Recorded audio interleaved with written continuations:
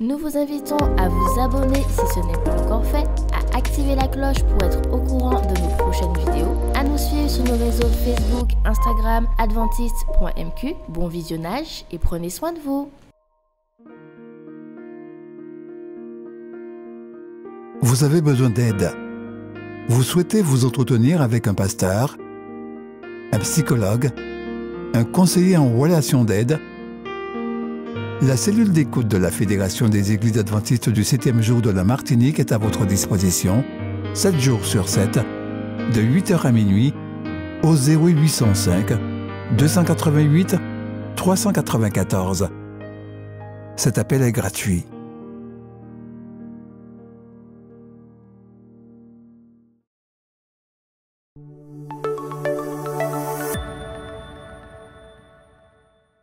Comment devons-nous gérer nos ressources, tandis que nous approchons des temps de la fin?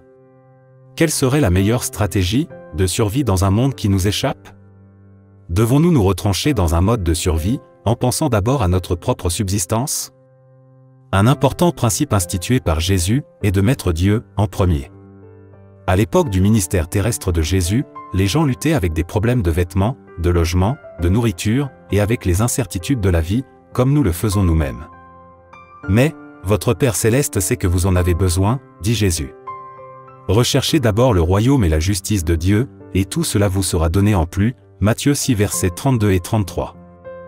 Lorsque nous devons faire face à des menaces importantes, comme le roi Josaphat, nous devons choisir d'amener nos familles et nos églises à rechercher d'abord le Seigneur, dans la prière et dans le jeûne, et à croire en ses prophètes.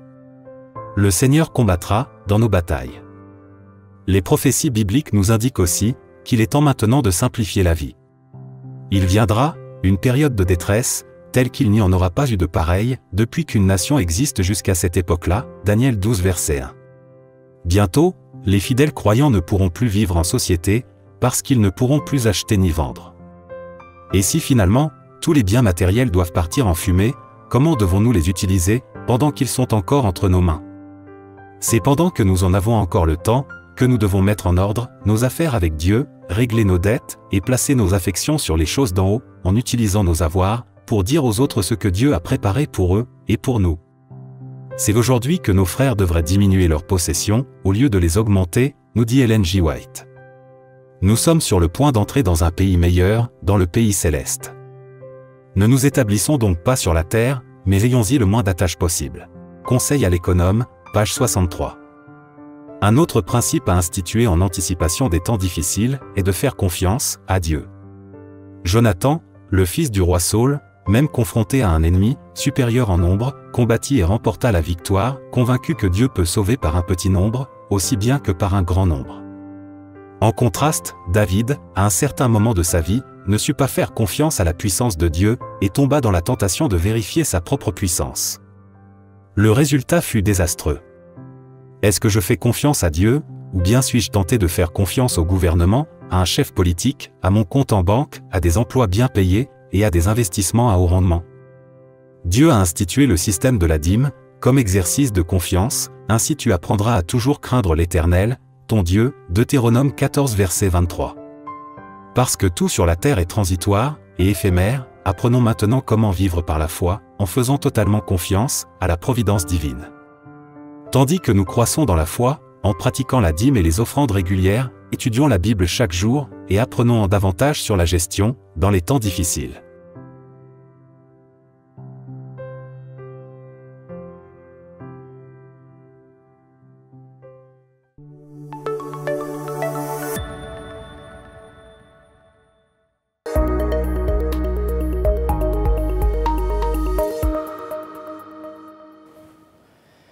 Chers auditeurs, nous sommes très contents de vous retrouver autour de cette parole du Seigneur. Et nous espérons qu'elle vous fera beaucoup de bien. Mesures-tu la valeur de cette vie que Dieu t'accorde? C'est la question que je voudrais vous poser en ce matin. Avez-vous jamais vécu ces moments où, à l'approche d'un examen, vous vous sentez parfois insuffisamment préparé? L'angoisse, la peur, celle de l'échec vous envahissent. Et à mesure que le jour fatidique arrive, votre inconfort, votre malaise s'aggrave. Et vous réfléchissez à la manière dont vous pourriez échapper à cet examen. Le jour J arrive et vous y êtes, là, dans la salle de classe, la feuille blanche sous la main, une feuille qui semble vous souhaiter la bienvenue, et en face de vous se tient le superviseur qui fera en sorte que personne ne puisse tricher. Mais soudain, une personne apparaît comme par magie sur le pas de la porte, avec un message, pour ainsi dire, déconcertant. Chers élèves, l'examen est reporté à une date ultérieure. Un ouf de soulagement est poussé. La majorité de la classe pousse ce cri de délivrance. Et vous, dans votre coin, vous récitez tous les psaumes dont vous vous souvenez. Peut-être que vous rappelez-vous de cette fois où, après avoir fait une bêtise, terrorisé devant vos parents, vous vous attendiez à une punition mémorable. Mais c'est avec stupéfaction que vous vous entendiez dire « Ce soir, tu seras privé de télé ». En lieu et place d'une éventuelle bonne fessée à l'ancienne, vous étiez simplement privé de télé. C'est une bonne transaction, pas vrai? Tous ces instants ont été porteurs d'émotions très agréables, d'émotions qui vous submergeaient. Cependant, il y a cet événement qui, je veux le croire, a fait naître en vous un sentiment de reconnaissance quasi inexprimable.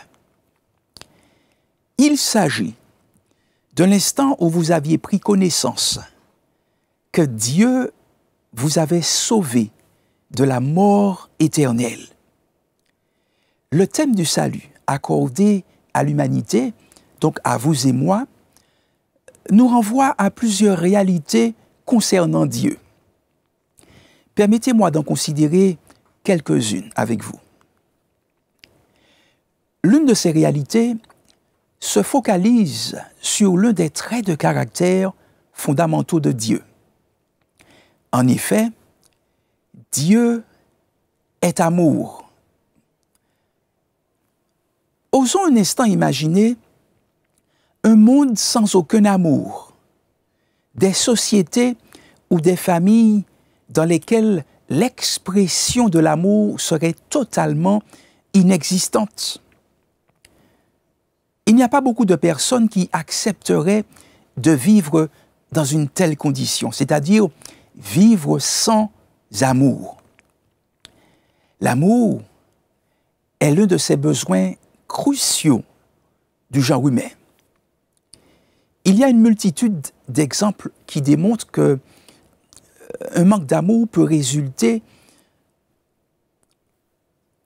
en un dysfonctionnement chez la personne qui en a été victime. Beaucoup d'exemples nous montrent bien que cette carence d'amour dans la vie d'une personne peut générer bien des malheurs. Combien d'enfants ont grandi sans amour de la part de leurs parents ou éducateurs? Et à cause de cela, ces enfants ont développé des dysfonctionnements de diverses natures.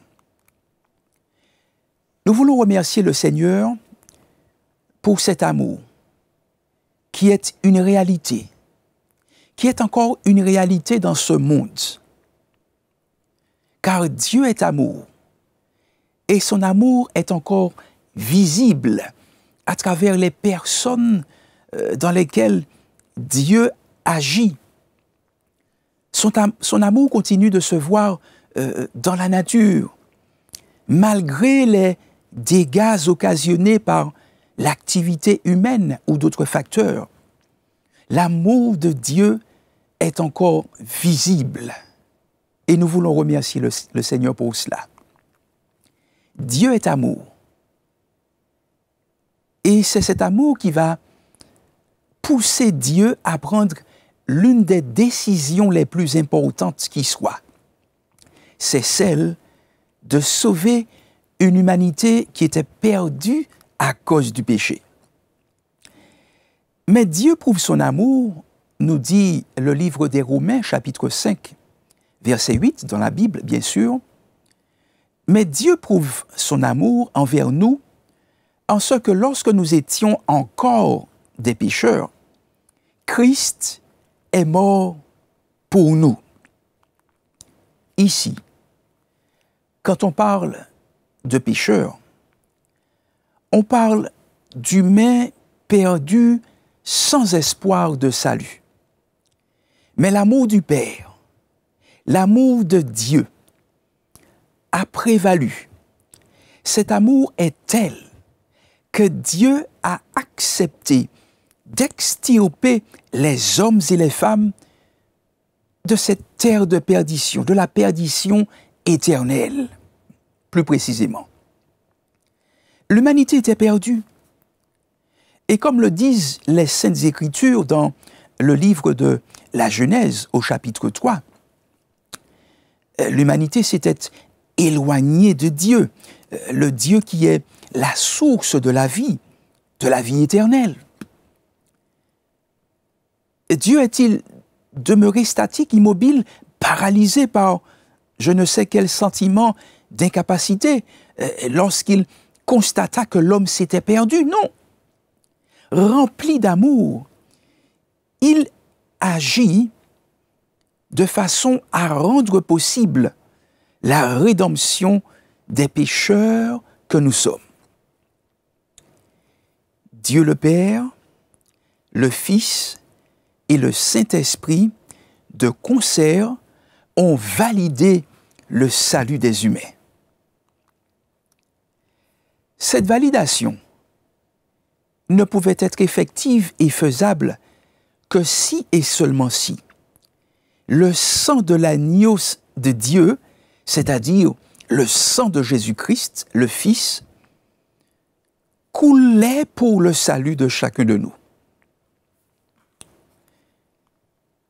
Nous ne regarderons plus de la même manière ces crucifix érigés dans certaines villes, dans certaines églises, et en les voyant, nous nous souviendrons de ce texte biblique, car le Fils de l'homme est venu chercher et sauver ce qui était perdu.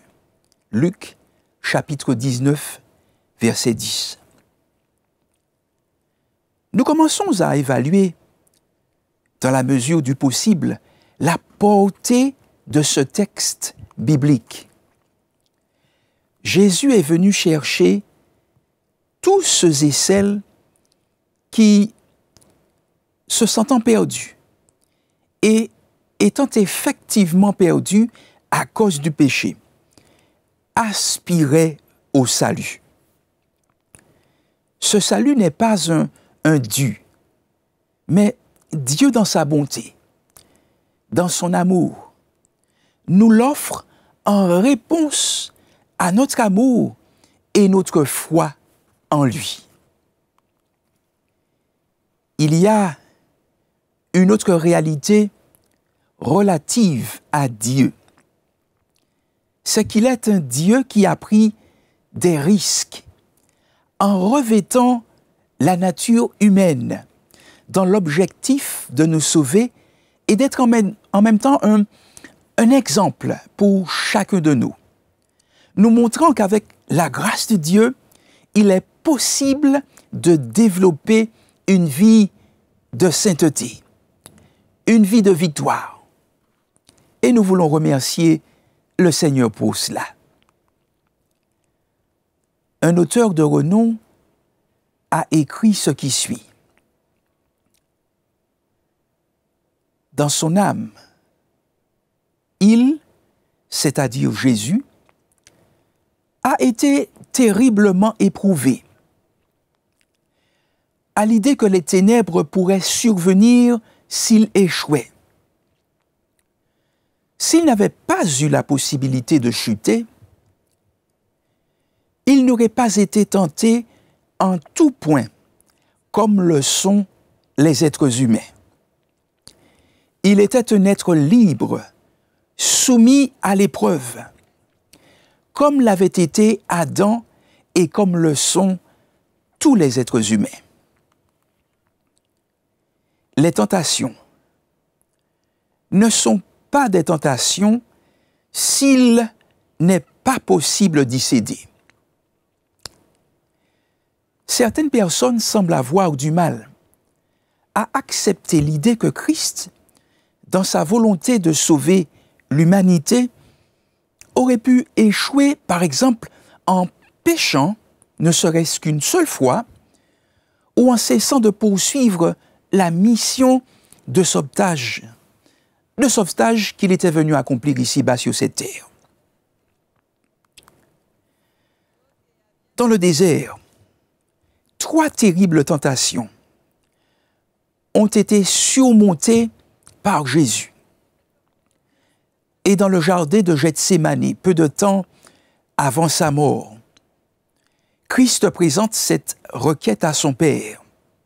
« Père, si tu voulais éloigner de moi cette coupe, toutefois, que ma volonté ne se fasse pas, mais la tienne. »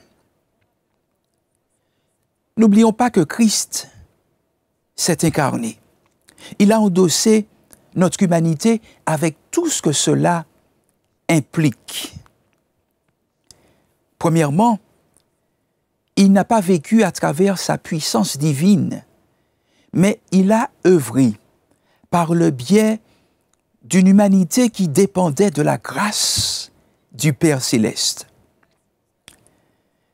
Pendant son passage sur terre, jusqu'à sa crucifixion et son ascension, Christ était divino-humain, dépendant de son Père céleste et l'Esprit de Dieu. Pendant toutes ces années, à œuvrer pour Dieu et le salut de l'humanité, Jésus était constamment épié par l'ennemi de nos âmes, cherchant la moindre occasion de le faire chuter, de le faire tomber dans le péché. Mais Jésus ne pensait qu'à une chose, c'était d'aller jusqu'au bout de la mission qu'il était venu accomplir, poussé par un amour incommensurable. La victoire de Jésus, notre salut, notre rédemption sont d'autant plus précieux quand on réalise que Christ aurait pu faillir, qu'il aurait pu rater l'objectif. Et nous comprenons pourquoi il est si important d'être à chaque instant reconnaissant. Il est si important de constamment remercier le Seigneur de tout notre cœur, de tout notre être, pour ce salut si merveilleux acquis par le sang précieux de Jésus. Nous devrions être constamment heureux de nous savoir délivrés de la mort éternelle. Notre joie de vivre ne devrait pas dépendre seulement et simplement des circonstances agréables et heureuses de notre existence, mais notre profonde joie de vivre, notre vraie joie de vivre, devrait aussi et surtout dépendre de cette prise de conscience que, pécheurs perdus que nous étions, nous avons dès à présent, si nous ne l'avons pas encore fait, nous pouvons embrasser ce cadeau si grand que Dieu nous fait à travers Jésus-Christ.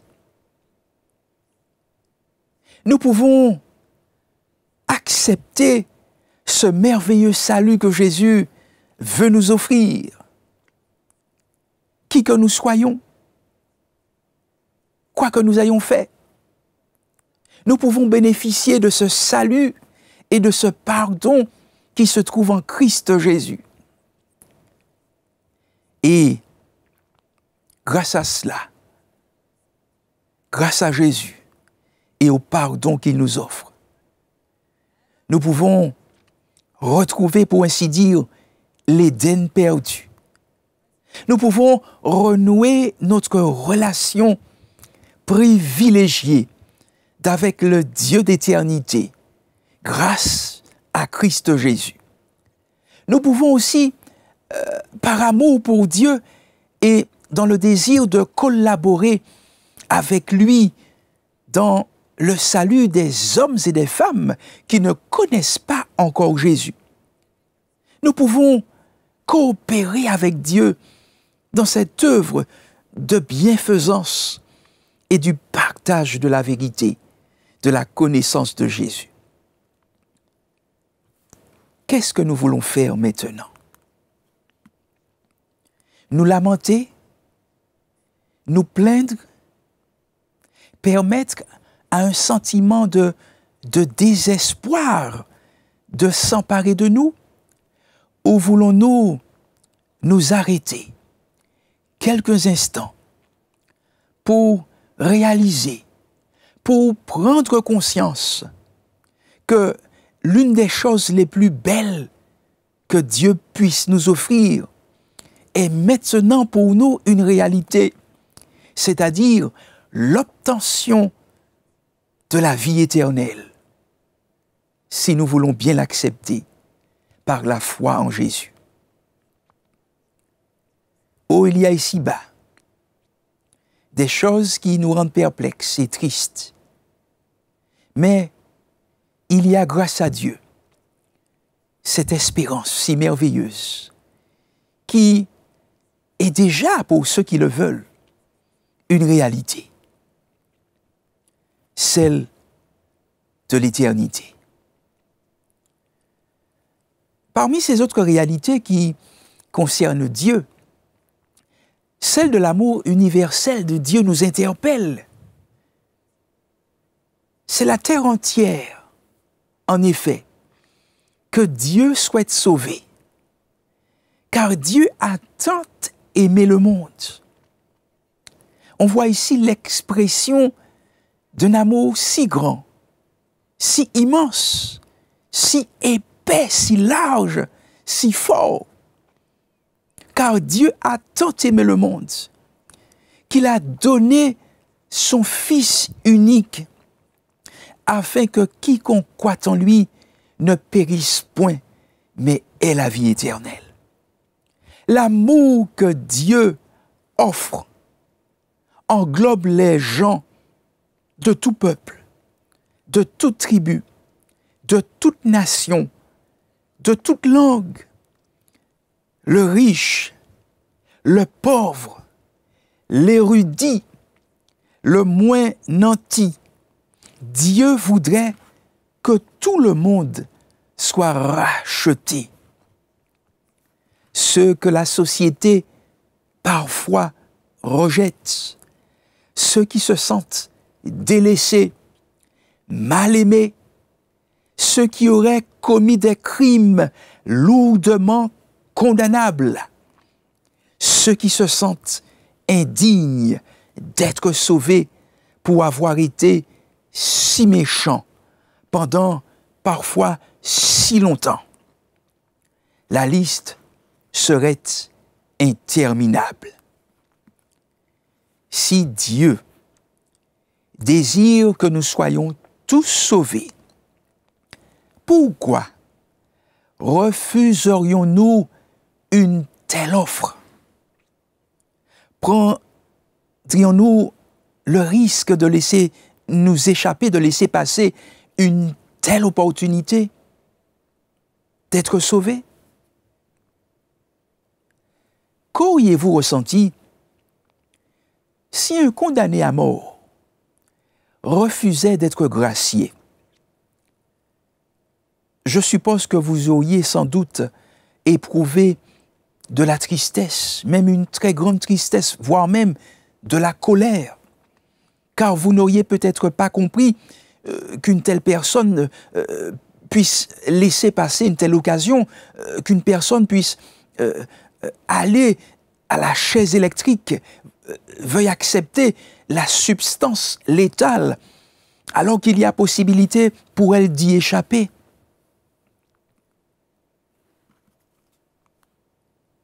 La vie est très précieuse, même avec ses problèmes, même quand vous souffrez physiquement, psychiquement, même quand les choses ne vont pas comme vous l'auriez souhaité. Il y a cette vérité qui est là pour nous relever, pour nous réconforter, pour nous fortifier. Il y a là la vérité de notre rédemption en Jésus. Car la vie éternelle, c'est qu'ils te connaissent, toi, le seul vrai Dieu, et celui que tu as envoyé. Nous voulons garder à l'esprit que Dieu veut nous sauver. Et il n'appartient qu'à nous d'accepter ce cadeau si précieux.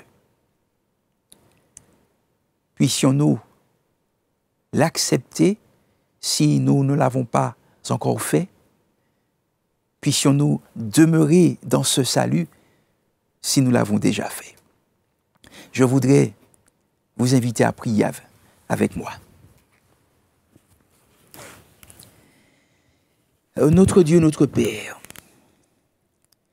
nous voulons te remercier d'avoir été si aimant et de continuer de l'être.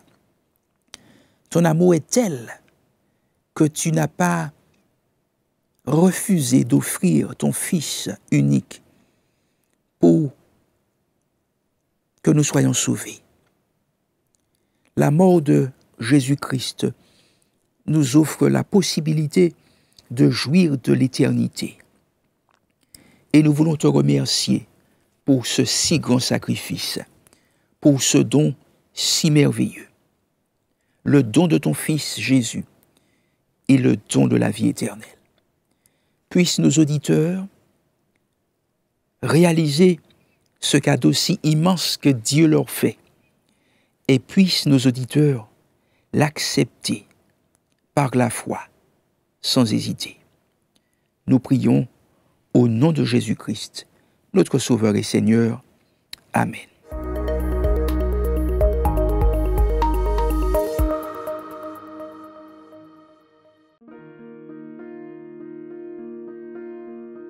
Vous avez besoin d'aide. Vous souhaitez vous entretenir avec un pasteur, un psychologue, un conseiller en relations d'aide. La cellule d'écoute de la Fédération des Églises adventistes du 7e jour de la Martinique est à votre disposition, 7 jours sur 7, de 8h à minuit, au 0805 288 394. Cet appel est gratuit.